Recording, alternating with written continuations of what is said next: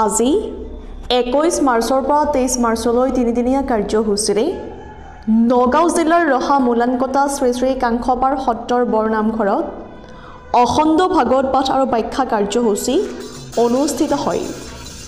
বৰনামঘৰ প্ৰাংগণত আজি পুৱা পাত প্ৰসংগ শৰাই অৰ্পণ আৰু স্থানীয় জ্যেষ্ঠ ভকত বেণুধৰ ভূঞাই ধৰ্মধ্বজা উত্তোলনেৰে স্থানীয় পাঠক ললিত কুমাৰ ভূঞাই হিৰে ভাগত লৈ ভকত গোপিনীসকলে মিলি ভাগৱত শোভাযাত্ৰা কৰি ভাগৱত পাঠ আৰু ব্যাখ্যা আৰম্ভ হয়।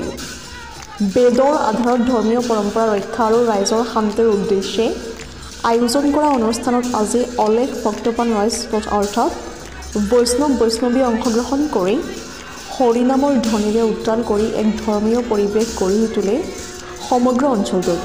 জানিব পৰা অনুসৰি উক্ত তিনিদিনত অবিৰতভাৱে ভাগৱত পাঠ আৰু ব্যাখ্যা কাৰ্যসূচী ৰূপায়ণ কৰাৰ লগতে সামূহিক শৰণ ভজনী ৰূপায়ণ কৰাৰো দিহা কৰিছে আয়োজক সমিতিয়ে। ৰহাৰ পৰা সাংবাদিক নৱজ্যোতি ভূঞাৰ ৰিপৰ্ট, JNKT নিউজ।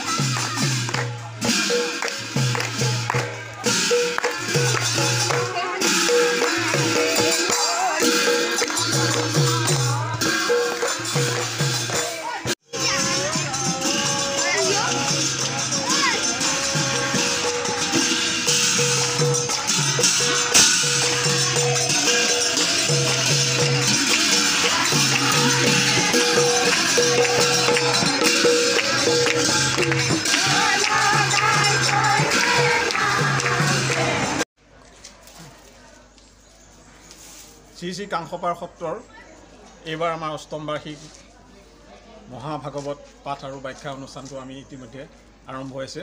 আজি প্ৰথম দিনাৰ কাৰ্যসূচী ইতিমধ্যে শেষ হৈছে। আমি তিনিদিনীয়া কাৰ্যসূচীৰে এই অনুষ্ঠানভাগ কৰি আহিছোঁ।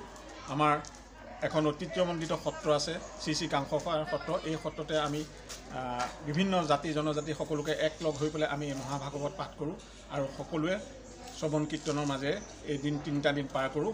আমাৰ বাবে এই বিশেষভাৱে খুব সৌভাগ্যৰ দিন। এনে এটা আধ্যাত্মিক অনুষ্ঠান কৰিবলৈ পাই আমি নিজকে বৰ গৌৰৱ অনুভৱ কৰিছোঁ। ধন্যবাদ।